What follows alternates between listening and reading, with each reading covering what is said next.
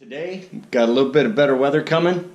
Back to work on the STi just a little bit. We're getting ready to lose power here again this morning, so I'm going to have to kick the generator up to power the house, which is okay. I'm not using the welder today, but it does mean that there'll be extra noise. Okay. We have got a new, I've got a new hood, inner hood scoop here.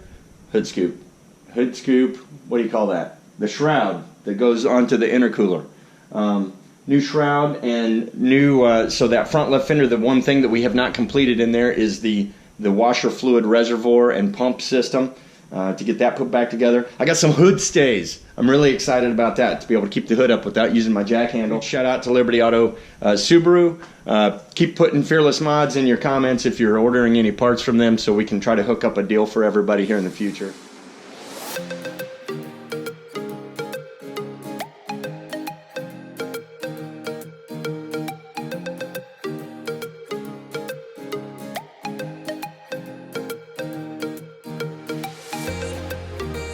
This stuff is just when you're trying to make the car look good back to factory before you start doing your mods. It's the little things that matter.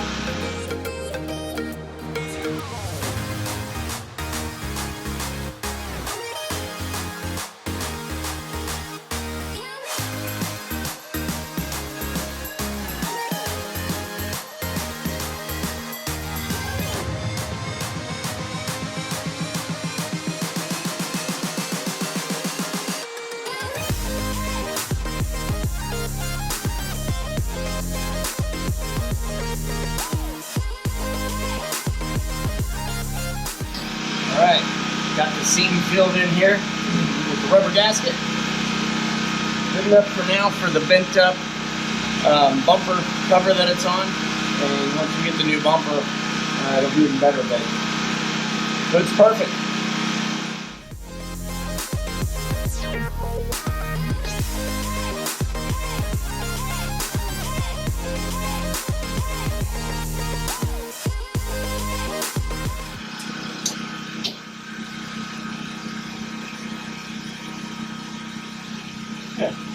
Pulling these out scares me a little because they're hanging on pretty good, and knowing how thin the sheet metal is on this car, I'm afraid I'm like buckling the outside. It's not.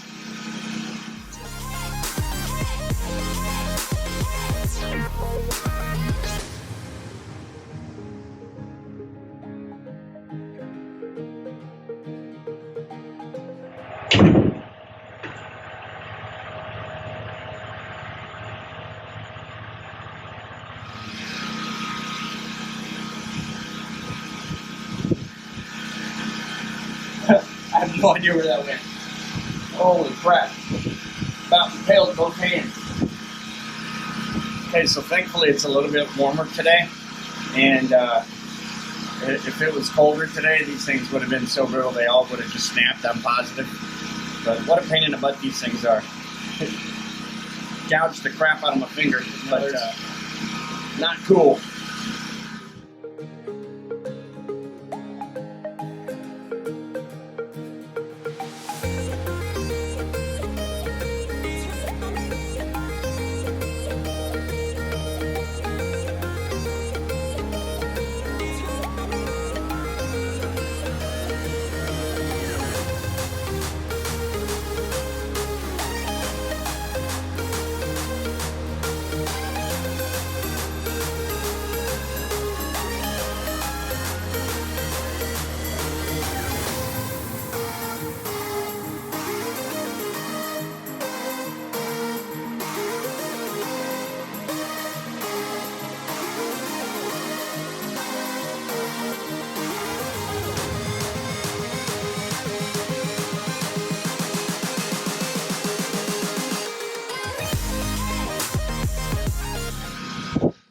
Alright, so out of all of those clips, it looks like I got about all but 8. So I got the key ones underneath there that will keep it from flopping down and closing up, you know, and blocking airflow. But I am still missing some of the key ones on the side, so I'm going to leave the inner shroud off for now, so I don't have to pull those clips back off again. Alright, so now we're going to go ahead and get putting in this windshield washer reservoir. We got the pump. We're going to need to get a little bit of tubing for it here.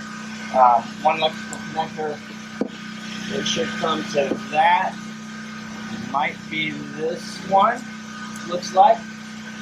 And then there's one down here which is also still in existence for the low fluid sensor. Sweet, this doesn't look too difficult. I was afraid that some of my battery box might have to be modified, but this sits below that.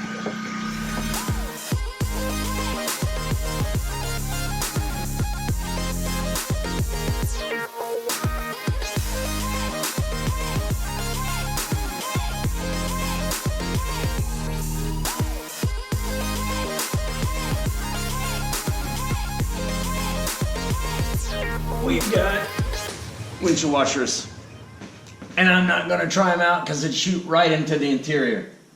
But we did try it earlier and it squirts, so it's working great.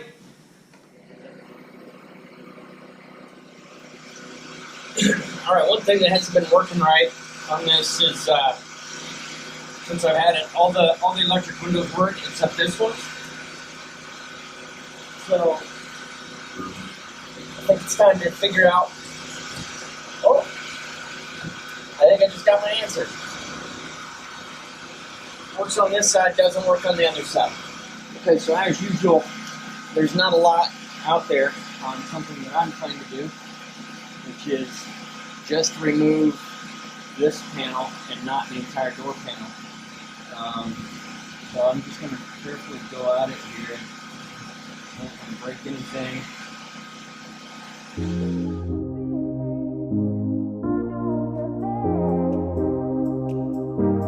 That does not want to let loose, so I'm not gonna force that and try to break it.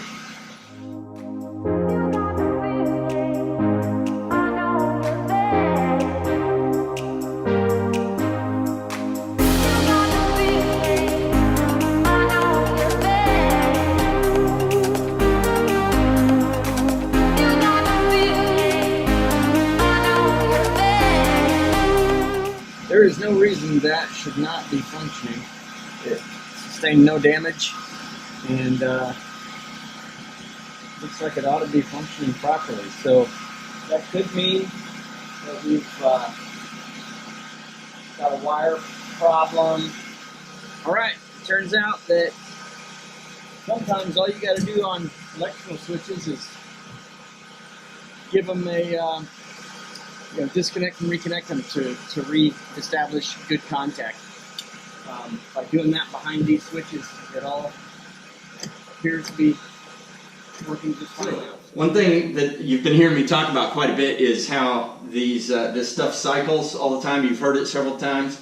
So I'm just going to take you on a little tour here to try to figure this out. So here's the key going in, and then when I turn it to run, so this is in run.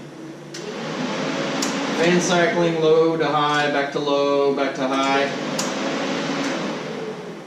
The air conditioning compressor is cycling on and off. You can hear the relays in here cycling. And all the relays across the top of the engine cycling. So, little interesting thing here. Let me check, make sure we're out of gear. We are. So, keep in mind, key is on. There's this wire that has been here all along, and I've tried things before to say, hey, should that be grounded? Don't know. So I thought I would just give it a little try here and check this out. Touch it to the positive, and I've started the engine.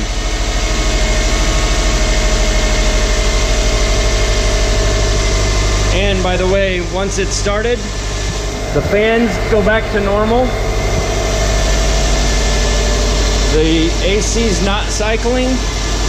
None of the relays are cycling. So it's doing perfectly fine once it's started up. I'm trying a conversation with a Subaru mechanic because everything points towards the older models having a test connector, a green connector under there that should be unhooked, but if it's connected, it puts it in test mode.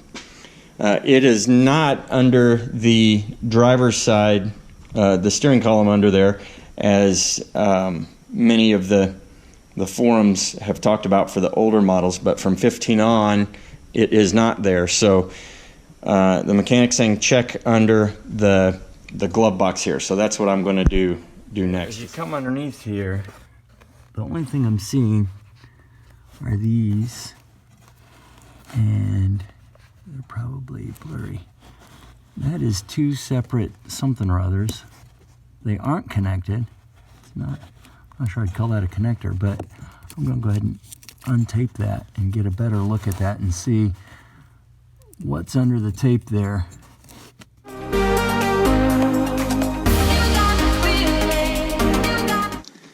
Not looking like test connectors. Instead, two blue wires go in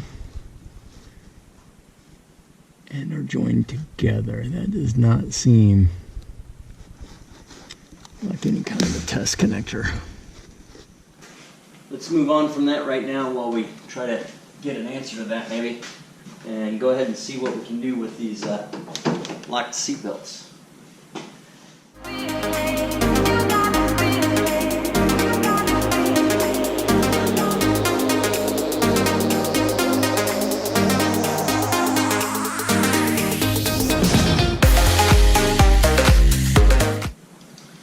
So you can see where the little airbag type connector goes into here and then fires the charge down through this tube that clearly releases all the bearings into there. So this is the side I got to take off of there. It looks like some Torx heads. You can hear all the bearings in there.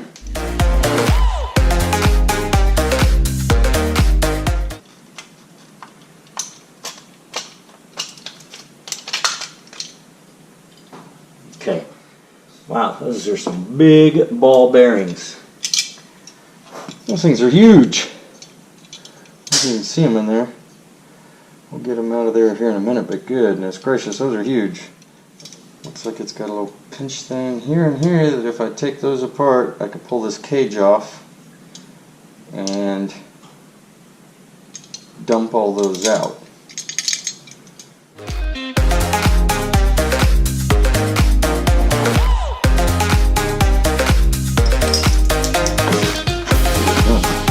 Huge. Get caught in those.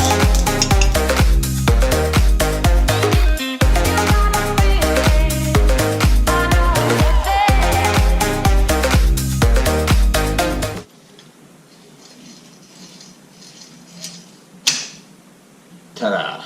That's what you want. Comes in and out, and then when you get in the wreck, the inertia wheel still works. Alright guys, that's going to be about it for today. We've got functioning seatbelts. Tomorrow we'll see if we can start getting some of this dash taken apart here to get ready. So that's it. See you tomorrow. Alright guys, let's get day 2 going here. Time to get this dash out so we can make way for the new stuff. Where to begin? And so I'm just going to start with my little plastic pry tool here and see where we can do this. The ones I saw didn't have this full flat screen touch panel here, so I'm going to start up here on the top and work this one before I start coming down the side.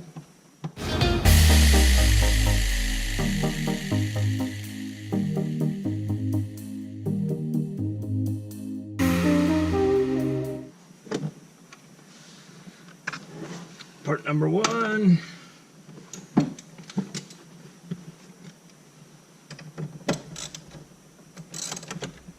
Alright, and a 10mm bolt, just like everything.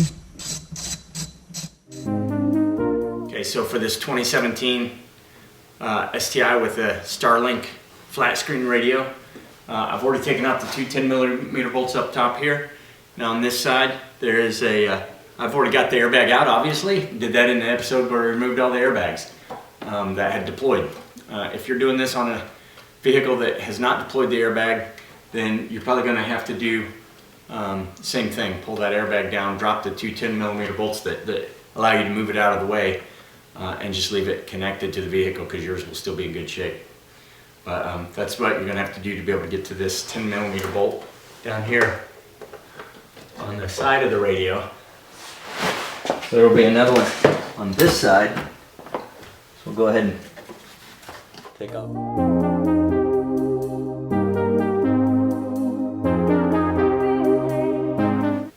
Take the trim off of here.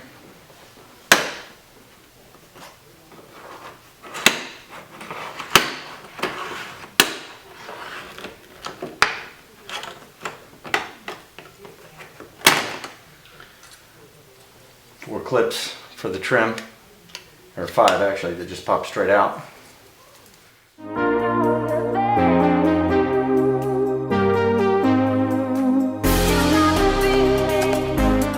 Okay, so these are the 2 little clips I had to, so I just got, they were attached to the back of the glove box, so just use the needle nose to squeeze here so it would pull straight out, as well as here so it pulls straight out. And this one is supposed to, it's a little bit boogered up from when I was under here before, but it goes in there like that. So those will just pop in there. This obviously is also where I was looking for a test connector and not finding one anywhere, unfortunately. Would love to find one and say, hey, there's the culprit.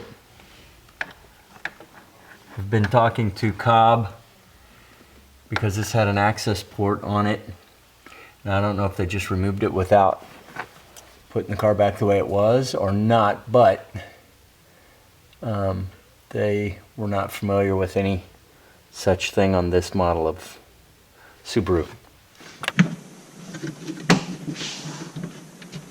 Another one buried in there nice and deep, hard to get to. See if we can keep it in the socket maybe. So that's the one on this side, just above the yellow there. In here is where that 10mm bolt is for that side of the radio. Should be the 4 bolts for the radio, so let's see if we can pull it out now. Oh, this sure still feels solid. Oh, there we go. Solid tug. This whole thing comes out as a unit. And it's got some tight cabling on there. So I'm going to take advantage of the fact that I don't have a window and see if I can get in from the top here and help out with this at all.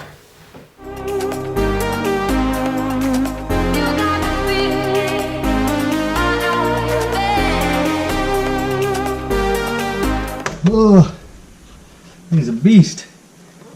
So when it comes time to do this job for your car, I'm just going to let you know it's going to be hard. This is the flat screen Starlink in the 2017. It's all flat. These buttons are all just touch, even on the sides, not just on the screen. So this is all one unit. I mean, it would come apart on the back, but I will just tell you, with the windshield out, it was easy to get down here because every one of these, you can see how many connectors there are. Every one of them, I would use the screwdriver to come in from the top to push the tab so that it would pull out. So it's like push, pull that one out, push, push, each one of these from the top.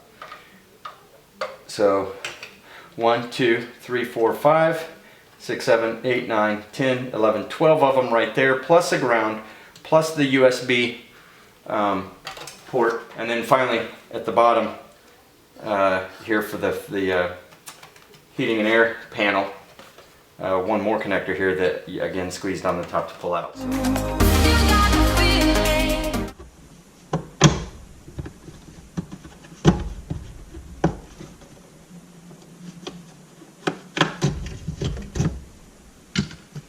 Okay, so this is kind of hooked in there. It pulls forward and then comes up and out because it's got these 3 tabs that are angled, so you can see how much it you got to pull it forward to release those. There's a few in the back as well. And he had something glued to the top of here. So if I can't clean that off, then like I say, we might just consider getting a leather hood mod there with red stitching to make that look a little classier.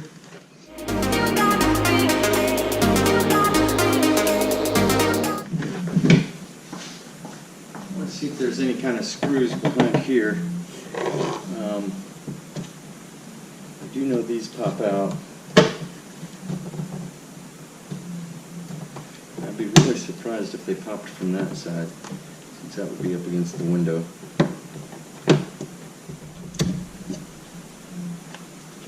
Yeah, so that does slide in forward, has a couple little things there. So if the windshield was there, you would pop up the back, these two tabs, and then slide it towards you.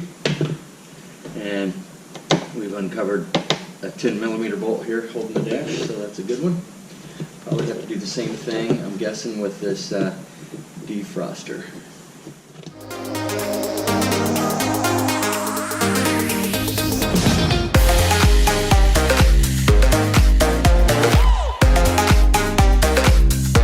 So I pulled this screw out, put it off the side panel, pulling that off now.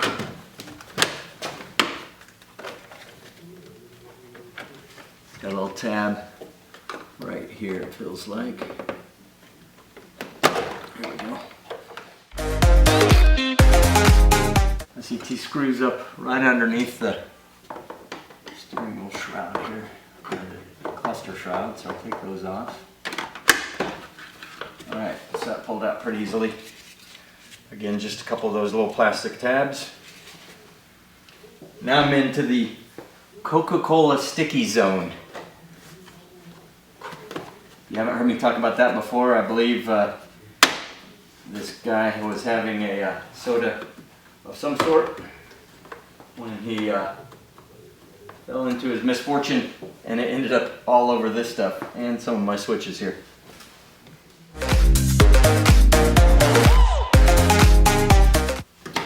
And now the gauges themselves for more Phillips.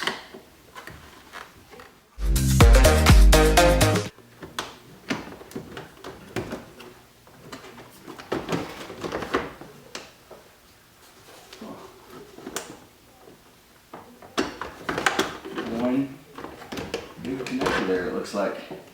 That's nice, just one connector on the back of that. Pull those out. I just watched some videos for some guys trying to take these out, and they were not having luck.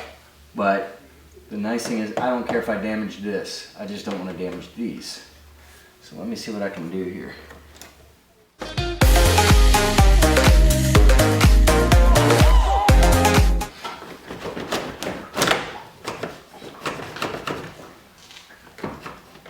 Okay, so that part's coming loose. Maybe I'll just leave that vent in there until I get it off so I can see behind it. So I might have to pull the airbag out from here before I am able to disconnect that. So let's go with the 10mm.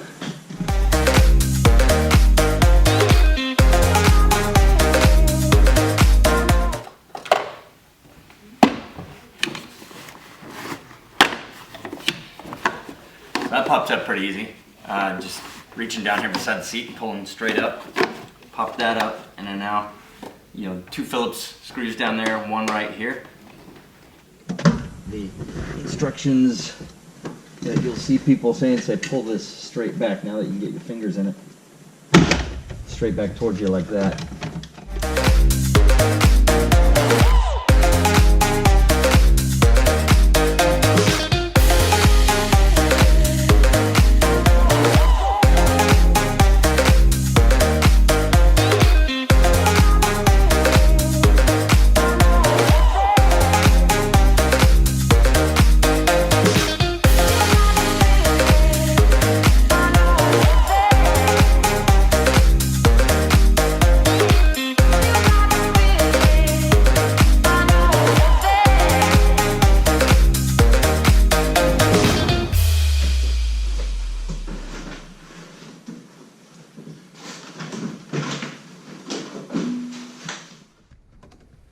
So here's the grand tour of the inside.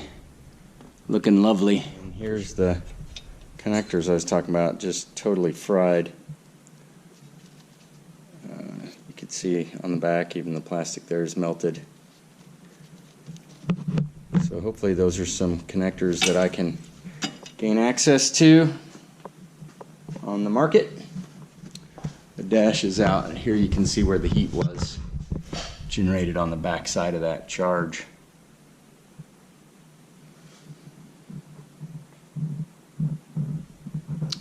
And that's what the back of the dash looks like. All right, guys, we're going to call that a wrap. Pretty good weekend again for the car. Got the majority of the inside done with the new inner shroud. Just need to get some more of those little plastic pop-in things so we can make sure this shroud is fully contained. But that looks much better than the other one did. And so we'll get that put in there correctly, get the heat blanket, which is up on top there, put back in there.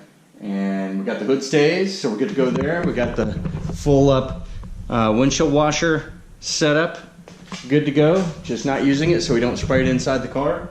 And we got, biggest of bigs, the dash out. I might expand that a little bit and say, you know, it might be a good time to go ahead and do the module, which is right down there in the center of that console, so that we can get that replaced as well at the same time. It would make sense to do it. Anyway, and we got the seatbelts done. So once we get the windshield in and the dash done, we are pretty much street legal at this point. So we can go get an alignment done on it, and then also take it to Subaru to have them run the codes and see if there is in fact some kind of an ECU-like function inside this fuse box. I've been reaching out to a Subaru mechanic that was telling me that these later model Subarus have inside that fuse box an ECU-like identity that has the VIN coded in it. So because I took pieces of a donor fuse box to pieces back together, that it might have differing VIN numbers, and there's a conflict there, and so therefore that might have it in some kind of a limp mode.